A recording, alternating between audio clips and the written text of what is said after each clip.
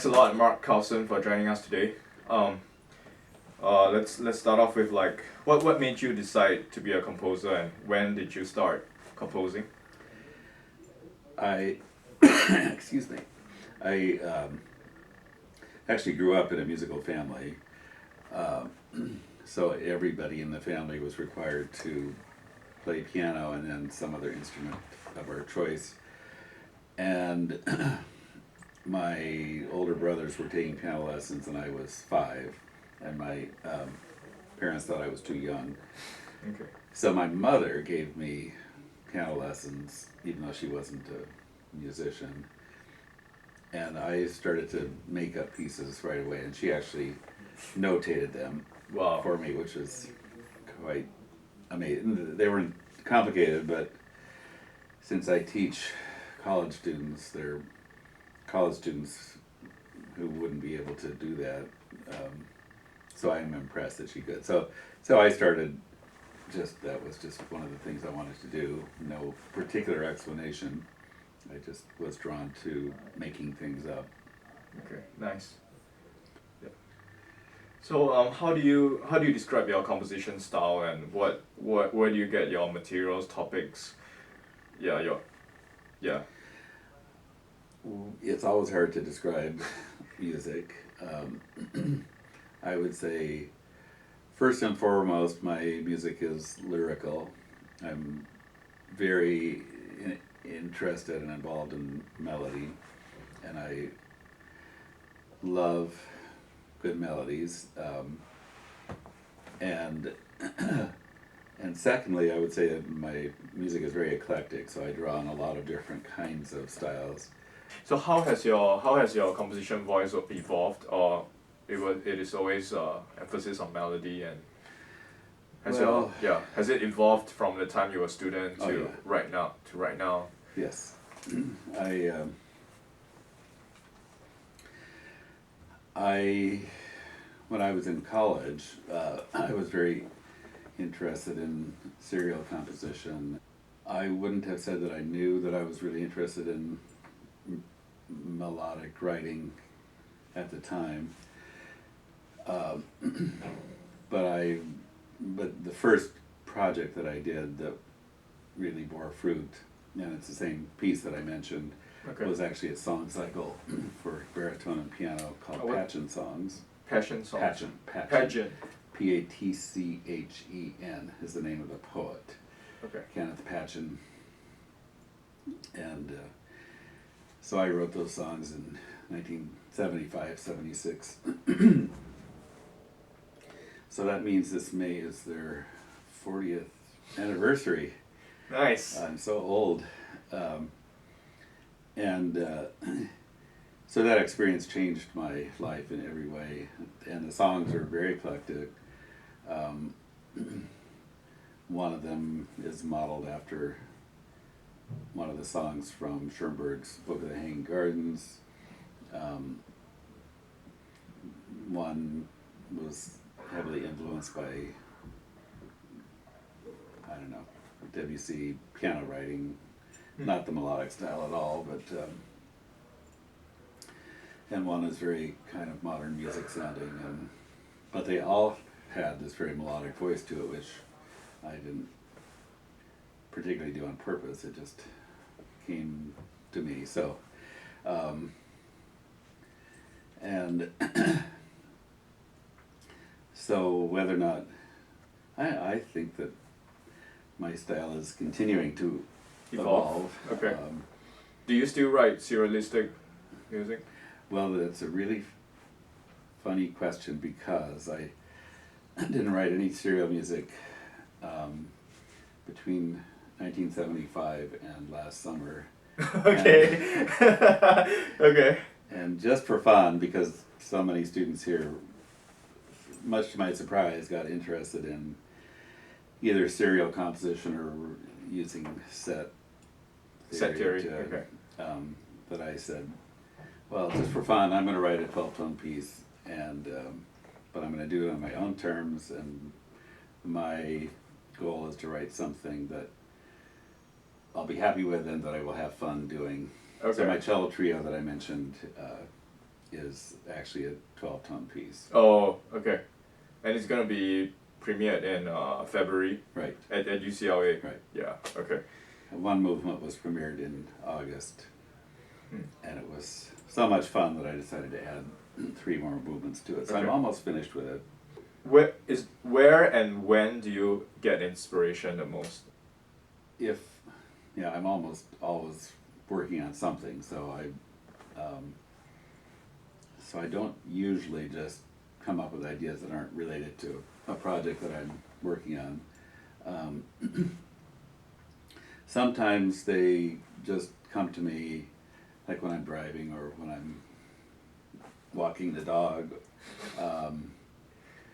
But usually it happens when I just sit down with pencil and paper and start sketching out ideas.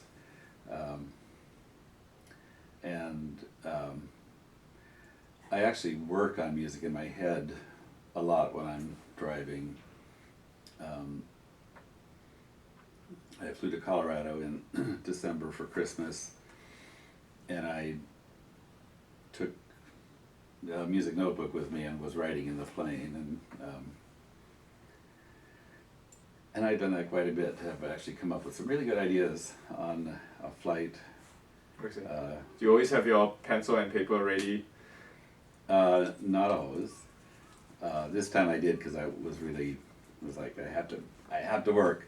Okay. But one time I was flying up to Vancouver, and I just came up with an idea for the accompaniment to what ended up being my piano trio, and independently a melody, and I just remembered them both. I was lucky I didn't forget, and so I wrote them down when I landed. Wow. And Nice. And then that actually literally became the basis of the piece. Nice. How would you what is your approach to tonality? Like how would you describe your melody and harmony? Or it's like very eclectic? Yeah. It is pretty eclectic, I think. But that evolves, and it depends on the piece and the part of the piece. It doesn't happen often these days, but I am capable of writing stuff that's in a particular key. But most of the time, it's tonality in a much more free way, in which you wouldn't be able to say, well, this piece is in such and such a key. I see. But it sounds distinctly tonal, and the kind of chords are pretty complex. So I use triads too sometimes inside the chords if they're appropriate. But so it's kind of like it drifts in and out of tonality as we mostly think of it. Audience has a wide range of music appreciation and music training, and some people find classical music daunting and contemporary classical music even more daunting. Do you feel that you have to sacrifice your artistic taste for accessibility to audience? Well, I don't compromise my own artistic taste, but I do write music that I genuinely like. So I really like my own music, and it was something that I kind of discovered early during my time that I was a grad student here. That's good. That if I wrote music that I genuinely liked, that there would be at least one other person that felt the same way. And but in addition to that, because I was a performer for so many years, I've always been really committed to writing music that is enjoyable to play, whether it's really hard or not. I love writing virtuosic music, and people like to play that too. If they're good players, it's fun to work hard and to learn things. So that's another level. That audience, the audience of performers who play my music. I see. I write stuff that at least I take it into account that I'm writing stuff that will be enjoyable to play at some I see. level. That's good. That's good. So I think that the audience that hears my music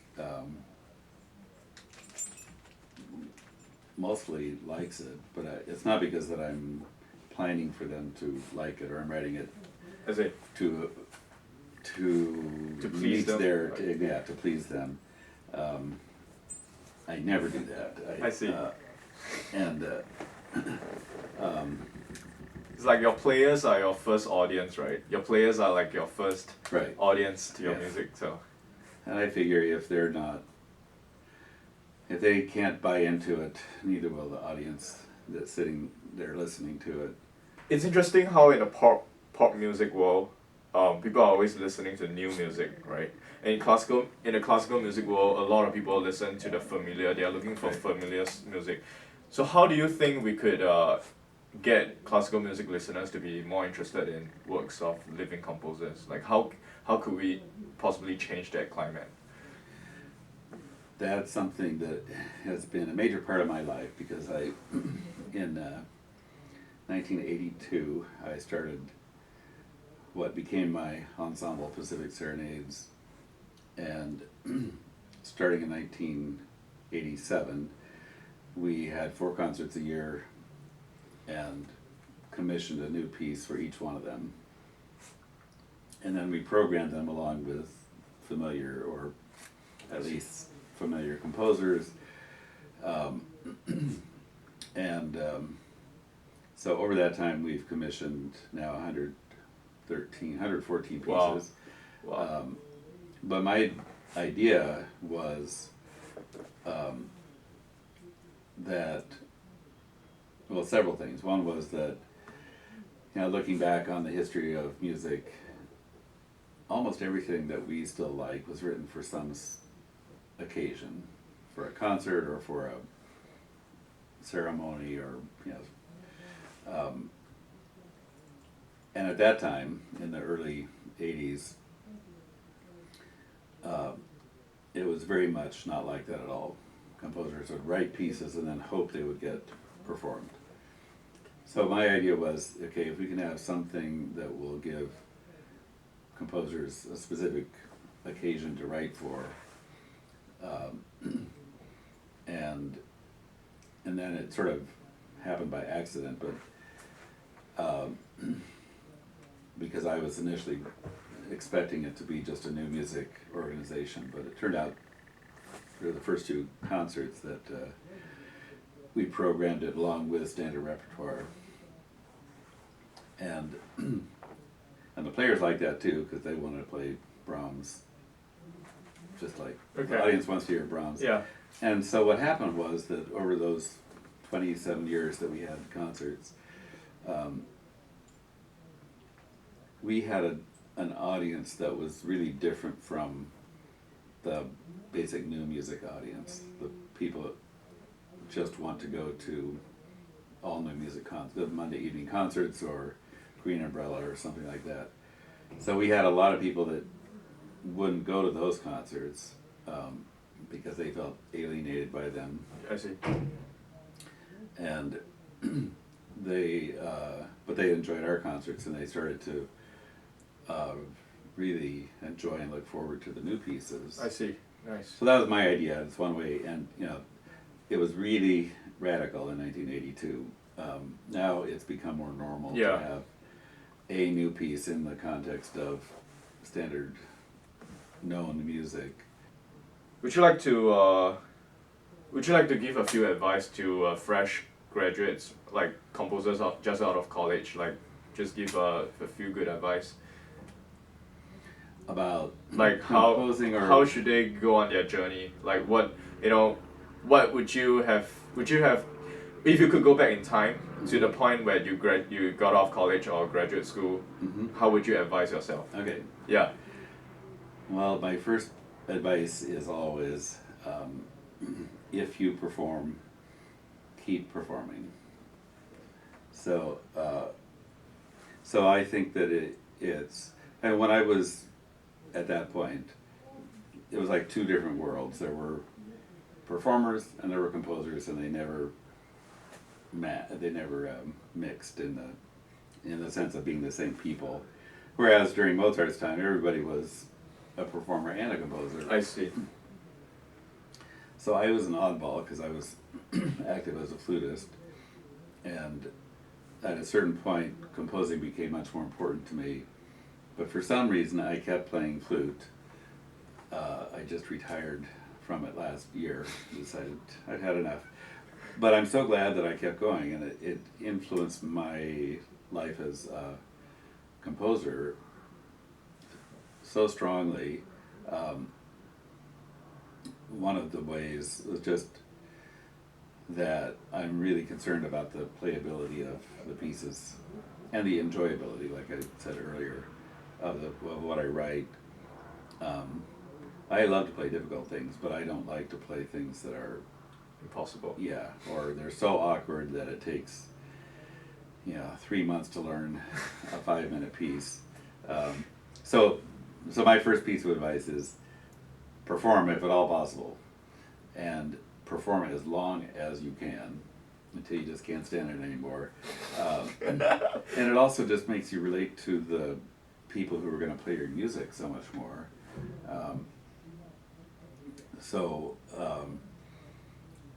I had a lot of credibility with performers. I still have, because I'm one of them. I see. They didn't see me as an outsider, and that's been a problem. So Yeah. that's a big piece of advice that I have. Okay. My second piece of advice is make friends with performers, and I mean social friends as well as musical friends. So and write pieces for your friends, and help them have the opportunity to play them if there's any way to do that. And so if there's more interaction between performers and composers, there's a lot of opportunity to have your career grow, and it's just more fun that way. Sure. Part of the community instead of an outsider to it. I see. Okay. And one more piece of advice. I think composing a lot of music is good, but I don't think it's healthy to think that you have to write every single day. Unless you have deadlines, then you compose every day that you Okay. have to. But I know some people who think, I finished this piece, well, I gotta write something tomorrow, even if they don't have any. And I think taking breaks is really healthy. Okay. It's good for us. Thanks. Thanks a lot. Thanks, Mark, for joining us today. My pleasure. Okay.